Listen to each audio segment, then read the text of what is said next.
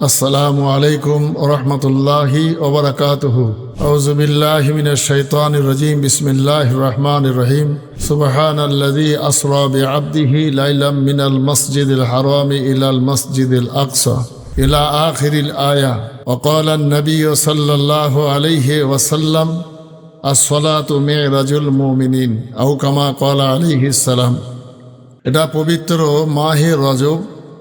এই মাসের 26 দিবাগত রাত্রে বিশ্বনবী সরকার দু আলম সাল্লাল্লাহু আলাইহি ওয়াসাল্লামকে মহান আল্লাহ তার সঙ্গে সাক্ষাতের জন্য তিনি দাওয়াত করেছিলেন এবং রসুল করিম সাল্লাল্লাহু আলাইহি সাল্লামের জন্য মহান আল্লাহ একটা বোরাক পাঠিয়েছিলেন। বোরাকটা তো গাধার থেকে একটু বড়, খচ্চরের থেকে একটু ছোট। সেই বোরাক বারকোন মানে বিদ্যুৎ, তথা বোরাক বিদ্যুৎ গতিতে চলমান একটা যানবাহন। আর বিদ্যুৎ গতিতে চলমান যানবাহন মানে যেখানে দৃষ্টি পড়ে সেখানেই তার পা চলে যায়, অর্থাৎ এটা টাইম ট্রাভেলে বলি। আর ওই সমস্ত বৈজ্ঞানিকরা যারা আইনস্টাইনের মতো বিশিষ্ট ব্যক্তি, তারাও একথা স্বীকার করেছেন। আর তারা বলেছেন যে এটা সম্ভব যে টাইমটাকে স্থিতিশীল করে দেওয়া, কিংবা টাইমটা কম বেশি করা, কিংবা টাইমটার গতি কমানো, এটা সম্ভব। এরা আজকে স্বীকার করছে। কিন্তু এই গবেষণা করে একদল মানুষ, তারা যেমন কোরআনের এই সত্যতাটাকে স্বীকার করেছে, মেয়ারাজের এই ঘটনাকে স্বীকার করেছেন, আবার এক শ্রেণীর অমুসলিম নয়, তারা মুসলিম, তারা নাস্তিক হয়ে গেছে। অর্থাৎ মহান আল্লাহ যাকে হেদায়েত দেবেন সে হেদায়েত হবে, আর আল্লাহ যার পথভ্রষ্ট করাবেন সে পথভ্রষ্ট হবে। অর্থাৎ আল্লাহর এই বিধানকে দৃঢ়তার সঙ্গে একনিষ্ঠভাবে মেনে নেওয়াকে মহান আল্লাহ যাকে ভালোবেসেছেন তাদেরকে ইমানদার বানিয়েছেন। আবার একদল মৌলভী সাহেব, মুফতি সাহেব, কারি সাহেব, তারা এসব ঘটনাকে মিথ্যা এবং কাল্পনিক বলে রটিয়ে দিয়ে তারা বেঈমান হয়ে গেছে। এখন কেউ যদি মেয়ারাজকে স্বীকার করে আর কেউ যদি না করে, তাতে তো আল্লাহরও কিছু যায় আসে না, বিশ্বনবী সাল্লাল্লাহু আলাইহি সাল্লামের কিছু যায় আসে না, ইসলামের জন্য কোনো ক্ষতির প্রশ্নই নেই। আল্লাযীনা ইউমিনুনা বিল গায়ব, যারা ঈমান এনেছেন গায়েবের উপরে, তারাই তো ঈমানদার। অর্থাৎ আইনস্টাইনের মতো একজন বিখ্যাত বিশিষ্ট বুদ্ধিজীবী তথা দার্শনিক, তিনি বলেছেন যে টাইম ট্রাভেলটা সম্ভব। আর বিশ্বনবীকে আল্লাহ রাব্বুল আলামিন 53 বছর বয়সে যখন তার কাছে তিনি ডাকলেন, তার বন্ধুর সঙ্গে তার সাক্ষাৎ হলো এবং মহান স্রষ্টার দরবারে গিয়ে রসুল করিম সাল্লাল্লাহু আলাইহি সাল্লাম বলেছিলেন, আত-তাহিয়াতু লিল্লাহি ওয়াস-সালাওয়াতু ওয়াত-তাইয়্যিবাতু। মহান আল্লাহ বলেছিলেন, আসসালামু আলাইকা আইয়ুহান নাবিয়্যু ওয়া রাহমাতুল্লাহি ওয়া বারাকাতুহু। মহতারাম, আল্লাহ এবং রসুলের কুশল কামনা বিনিময় হওয়ার পর মহান আল্লাহ 5টা উপহার দিয়েছিলেন। সেই 5টা উপহারের মধ্যে নাম্বার 1 উপহার হলো as-সালাত, নামাজ। অর্থাৎ 5 ওয়াক্ত যে নামাজ কায়েম করবে সেই ইমানদার মোমেন মুসলমান যেন আল্লাহ এবং রসুলের সঙ্গে যেমন মেয়ারাজ হয়েছিল, ঠিক সেই রকম আল্লাহ এবং রসুলের সঙ্গে সাক্ষাৎ করবে। নাম্বার 1 নামাজ। 2 নম্বর উপহার দিয়েছিলেন মহান আল্লাহ কোরআনুল কারীমের সূরা বাকারার শেষ 2টো আয়াত। সেই সঙ্গে 3 নম্বর উপহার দিয়েছিলেন মহান আল্লাহ যে শিরক থেকে বিরত থাকতে বলবেন আপনার উম্মতদেরকে, অর্থাৎ আমার বান্দাদেরকে।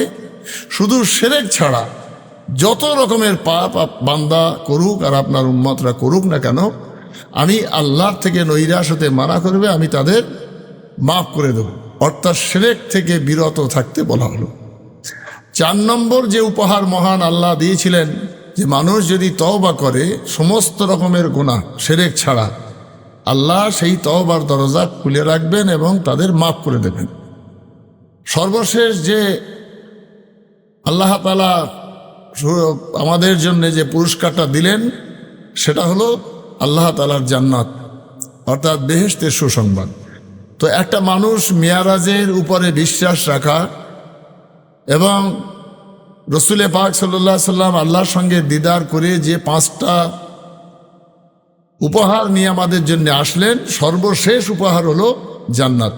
তাহলে জান্নাতের মতো একটা জায়গা রসুল্লাহ যতক্ষণ না সচক্ষে দেখলেন ততক্ষণ সেইভাবে গুছিয়ে সুসংবাদ দেননি। তাই রসুল্লাহ নিজে সচক্ষে জান্নাত দর্শন করে এসে আমাদের কাছে সেই বেহেশতের সুসংবাদটা দিলেন এবং বললেন যে যারা নামাজ কায়েম করবে, শিরক মুক্ত জীবনযাপন করবে, আর সমস্ত গুনাহ হইতে তওবা করিবে, আর সেই সঙ্গে একটা মানুষ যদি কোরআনুল কারীমকে তো বিশ্বাস করবেই, সেই সঙ্গে সূরা বাকারার শেষ যে দুটো আয়াতে কারিমা উপহার স্বরূপ এনেছিলেন, সেই দৃঢ় বিশ্বাস রেখে জান্নাতের আশায় আল্লাহ তাআলার বান্দা বান্দিরা যখন যে সুসংবাদগুলোকে মেনে নিয়ে আমল করবে, মহান আল্লাহ তাদের জন্য বেহেশতের সুসংবাদ দিয়েছেন। তাই মহতারাম, এই মেরাজ সম্পর্কে এতে আমি একটা নতুনত্ব কথা মানুষের কাছে তুলে ধরতে চাই। সেটা হলো যে পৃথিবীর মানুষ সবাই জানে যে এটাকে নিয়ে অনেক বিতর্ক থাকলেও রোম সম্রাটের মতো মানুষও সেদিনে স্বীকার করতে বাধ্য হয়েছিল, এবং তার বাইতুল মুকাদ্দাসের সব থেকে বড় পণ্ডিত এবং যাজক ইলিয়ার, সে বলছে যে আমি প্রতিদিন বাইতুল মুকাদ্দাসের দরজা সব বন্ধ করে দিয়ে বাড়ি যেতাম।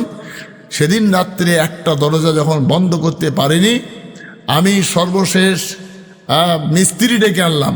সেই মিস্ত্রিও এসে বলল যে আমরাও খুব চেষ্টা করছি, কিন্তু দরজা এবং দেওয়ালের সঙ্গে যেভাবে সেঁটে গেছে দরজা লাগানো সম্ভব নয়, তাই রাত পোহালে কাল সকালে এর সুব্যবস্থা করা হবে বলে তারা ধর্মযাচক তথা পণ্ডিত ইলিয়ার এবং সেই সঙ্গে মিস্ত্রিরা সব চলে গেল একটা দরজা খোলা রাখা অবস্থায়। এবং সেই ধর্মযাচক রাত্রে ঘরে গিয়ে শুয়ে পড়বার পর সে স্বপ্ন দেখছে যে আজকের ওই দরজা বন্ধ করার ক্ষমতা পৃথিবীর কোনো শক্তির নেই, ওই দরজা আমার বন্ধুর জন্য আমি খুলে রেখেছি। অর্থাৎ বিশ্বনবী হজরত মুহাম্মদ সাল্লাল্লাহু আলাইহি সাল্লামের মতো একজন মহামানুষ এখানে আসবেন এবং তিনি নবীদের ইমাম হয়ে ইমামতি করবেন এবং সেখানে নামাজ পড়বেন। এই কথাটা ওই ধর্মযাজক ইলিয়ার সেদিনে রোম সম্রাটের দরবারে বলেছিল যে আমি মেয়ারাজের ঘটনাটা বিশ্বাস করি, যেহেতু দরজা বন্ধ করতে পারিনি এবং সেখানে যে একটা পশু বাঁধা হয়েছিল সেই দরজার চৌকাঠে, সেটাও আমি দেখেছি, এবং সেখানে যে নামাজ পড়েছে মানুষেরা সেটাও আমি সকালে গিয়ে অনুভব করেছি, এবং সকালে দরজা সহজেই লেগে গেল। অর্থাৎ মেয়ারাজের সত্যতা বকলমে একজন ইহুদি যাজক, ইহুদি পণ্ডিত, যিনি বাইতুল মুকাদ্দাসের সর্বশ্রেষ্ঠ কর্ণধার সেদিনে ছিলেন, তিনিও রোম সম্রাটের কাছে এর বিশ্বাসযোগ্যতার উপরে বয়ান দিয়েছেন। তাই মহান আল্লাহর এই নিদর্শন, এই মেয়ারাজ বিশ্বনবীকে নিয়ে যাওয়া নিঃসন্দেহে সারা পৃথিবীর উম্মতের জন্যে একটা সুসংবাদ এবং জান্নাতে যাওয়ার একটা সুপথ গমন। নামাজের মতো ইবাদত এনে সমস্ত মানুষের আল্লাহ এবং তার বান্দা বান্দীদের সঙ্গে সম্পর্ক দৃঢ় করবার যে একটা পদ্ধতি তৈরি হলো, মহান আল্লাহ ভালোবেসে আমাদের এই রাত্রে এই নামাজ ফরজ করেছিলেন। মহান আল্লাহ বিশ্ববাসীকে মেয়ারাজের রাতের গুরুত্ব দিয়ে, আর সলাতু মেরাজুল মুমিনিন, নামাজ হলো ইমানদারদের জন্যে আল্লাহর সঙ্গে মেয়ারাজ। আল্লাহ সেই নামাজ কায়েম করবার তৌফিক দান করুক, এবং যে নামাজ আল্লাহ এবং বান্দার সঙ্গে আর নিগুড় সম্পর্ক তৈরি করে দেয়, সেই নামাজ, রিয়া নয়, লোক দেখানো নয়। নামাজির সংখ্যা বেড়েছে, কিন্তু রিয়া এবং লোক দেখানো সামাজিক নামাজকে আল্লাহ পছন্দ করেন না। নামাজ আল্লাহর সঙ্গে সম্পর্ক রাখে, তাই সেই নামাজ কায়েম করে প্রকৃত একজন নামাজি, প্রকৃত একজন ইমানদার, প্রকৃত একজন মোমেন মুসলমান হওয়ার তৌফিক দান করুক। ওমা তৌফিক ইল্লা বিল্লাহ। আসসালামু আলাইকুম ওয়া রাহমাতুল্লাহ।